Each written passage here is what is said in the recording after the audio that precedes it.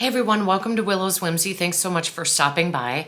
As I indicated, I am doing my story and I'm trying to, I talked about in the last one, basically kind of give you some background on my family and a little bit about me.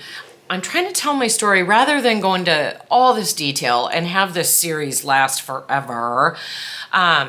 I'm telling it from a mental health perspective because even though there was some childhood trauma and even though, there are a lot of issues throughout the years with different situations or whatever, I also have mental health issues, and a lot of them, I was born with them, and then some of them have that nurture piece that affects it or makes it worse or creates it all on its own without having a genetic or a predisposition physically somehow or in your brain to it.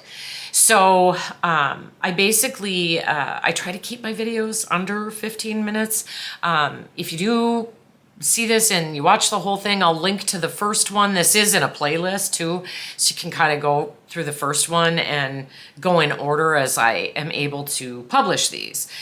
And so I talked about just the conditions of,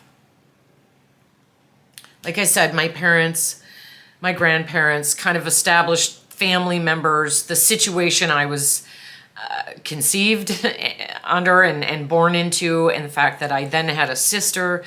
And so we'll just start there. And I've tried to do this so many times and I get triggered. And for the sake of this video or this series, I'm not gonna go there. There are a lot of hurts that happened over the years, and somehow I'll figure out a different series or where to put those stories in. It will not be in this series. I will mention things that occurred, blah, blah, blah, that triggered, me or my mental health or whatever. But so when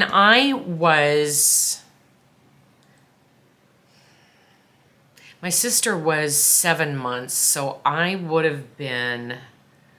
was a year and 9 months older than her. So if she was 7 months, I would have been, I can't figure, 2.5.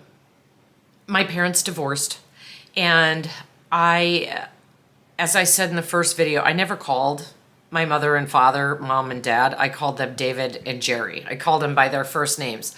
My grandparents, so my dad's parents, had moved to Minnesota. And my grandfather had become the pastor of a church out here.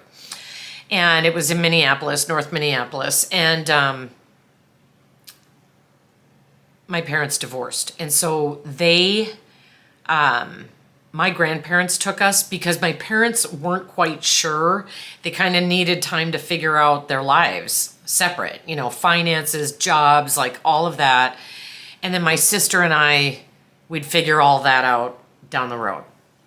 So we came out to Minnesota.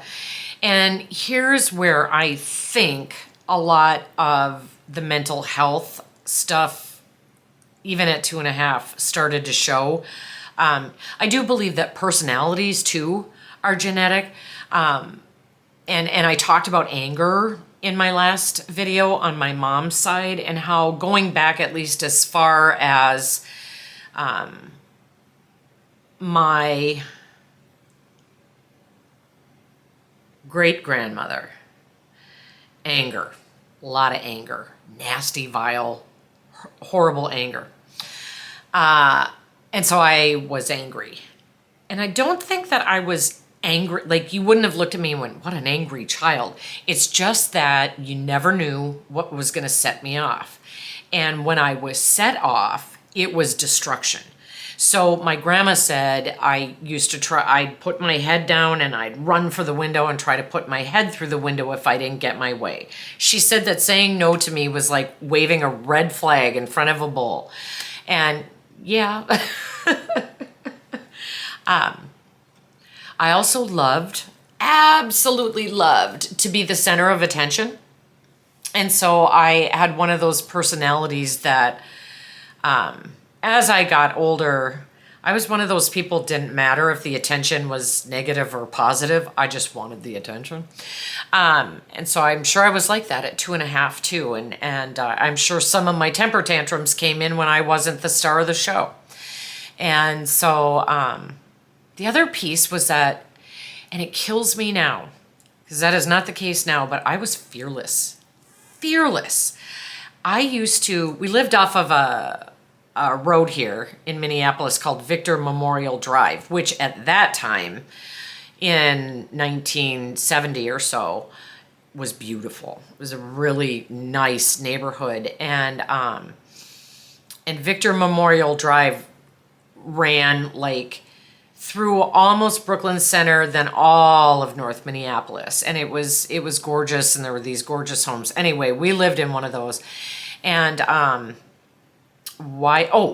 there were, in Minneapolis, it's all alleys, where your garages, you have to go through your alley to park and stuff. You can park on the streets, but like, you get what I'm saying. I would disappear. And so my grandmother would be looking for me, and she'd go through the house and she couldn't find me. So she'd go outside and start calling for me, and she'd start walking up and down the alley, and inevitably she would find me just chatting away with a neighbor and telling who knows what I wanted to know or what we were talking about. But I was little and figured out how to get out of the house. I was always very crafty.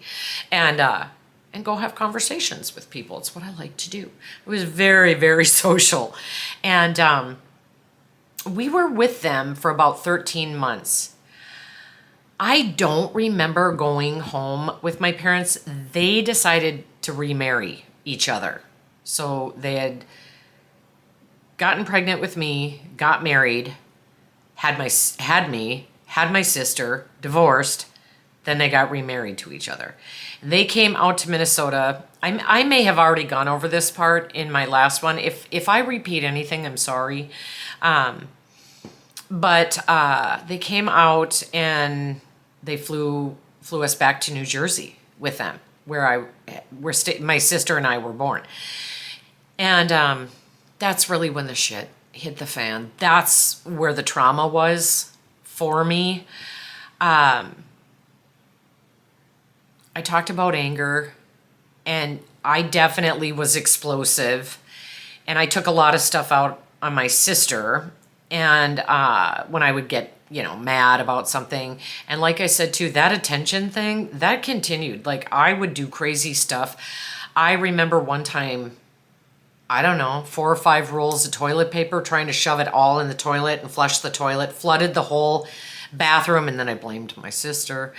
And my mother, I feel so bad saying this stuff now because we're good. We've had a whole journey, but I was terrified of her. I don't know how else to say that. I both loved with all my heart and feared with everything I had my mother. And she would go into rages and yell and scream. And so there was that, you start to detach, because I was so scared, like so scared, and not knowing what was coming. You leave your body. I don't know how else to describe that. David, my dad, he dealt with that. He was like, it was like bad cop, good cop, because she would have these rages and she'd freak out on me and my sister and my dad or my dad.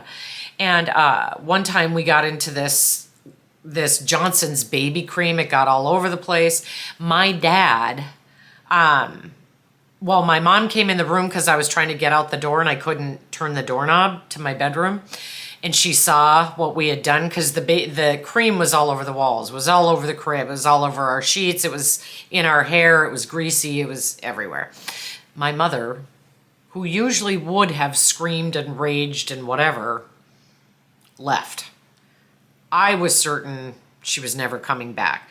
And my dad was the one who took all the sheets off the bed and put clean ones on, got those in the wash, got my sister and I in the tub, washed our hair, took care of us, got us back into bed. And so I was a shenanigan maker. Like, it wasn't just the attention thing. It was, what I understand about ADHD now is, because it used to be, if you had ADHD, that was hyperactivity. If you had ADD, you had attention deficit. Now it's all under that umbrella of ADHD. It just presents differently. But I have hyperactivity of the mind, so my mind is always going, right? And I do remember, even at that age, 4 and 5, that I was always thinking up scenarios and I was always coming up with plans. And in New Jersey, I would take off too and walk down the street and talk to my neighbors, and was never worried about strangers, could have cared less. I probably would have gotten into somebody's car just to have the adventure. Anyway, a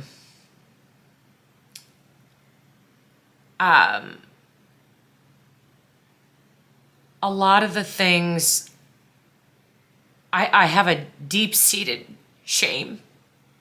I heard a speaker once and she said that guilt and shame are different. Guilt is something you feel about something you do, and shame is something you feel about who you are.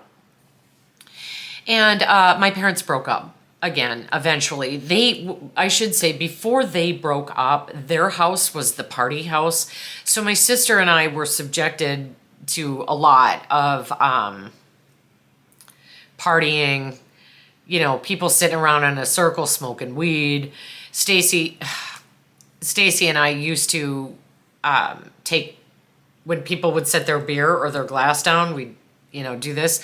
So she was 3 and I was 5 and we were getting drunk, and they would figure it out when we, would walk into a wall or pass out. And luckily nothing medically ever happened there.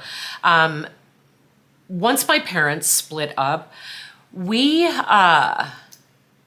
stayed with my mother, and she had these people babysit for us. They lived down below, and all I'm going to say is chaos and fear. My aunt told me she came to pick me up one time from this woman's place. She had 3 kids that were way older than my sister and I, and they couldn't find me anywhere. And when they did, I had wedged myself behind the refrigerator and was shaking uncontrollably. So there was fear of my mother, like I talked about. There was fear going on with, there's a lot I don't remember, you guys. We moved a lot from place to place and would stay with different people. I think that caused fear. And then the ultimate thing happened. And I'm going to tell you what happened, and then we'll go from there in the next video. My mother, there was also a daycare across the street that she would take us to. And just to emphasize again how I was fearful but fearless, I ran away from the daycare. And we lived on an extremely busy street across the street from the daycare. And you had to take the back way around. And when I got to the stoplight, I was too afraid to cross the street by myself, so I hid under a car. And the daycare eventually realized I was gone, and someone came looking for me and asked someone, "Hey, have you seen a little girl?" And they're like, "She's hiding under that car." So shenanigans. Yeah, but anyway, my mother went to pick us up from the daycare one day and apparently told them that she was a terrible mother, she hated her life, and she wanted to kill herself. and they reported that. And so the state came in. They gave my mother the option of dropping us off at a facility or having us picked up from where she lived and taking us. And my dad chose not to take us. This still hurts. Boy, oh boy. It would be nice to get over all of this, finally. I think I'm over, but when I talk about it, this is what I'm talking about, getting triggered. So he met someone while him and my mom were still married, and she used to come around, and they started kind of, I guess you'd call it an affair, but it lasted after my mother and father divorced again. And he ended up marrying her. She didn't want us. That's a story for another time. So we were put in a shelter. We were there for 2 months. That was the beginning of my feeling worthless, expendable, and very, very unloved.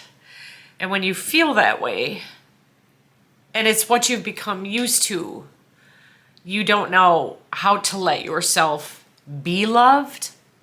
So all of this factors into the mental health piece, which I'll go into the next part of the story. I'll shoot again sometime this week. I think I need to do this in small doses because, like I said, my goal isn't to relive all this, it's to share it from a mental health perspective. So thank you. Thank you for watching this video. Thank you so much for tuning in. If you would give this video a thumbs up, if you would subscribe to my channel, I have a whole lot of different kind of playlists and series going on. It's all about mental health, it's financial health, it's goals and all that good stuff. I'm trying to build a community of support, and I would love it if you would join me. So yeah, subscribe to my channel, thumbs up, hit the notification bell. Feel free to comment. I do keep the long form videos open for comments. My shorts, I do not. I hope you guys have a fantastic week, and I thank you so much for watching this video and joining me on this part of the journey. Thanks, you guys.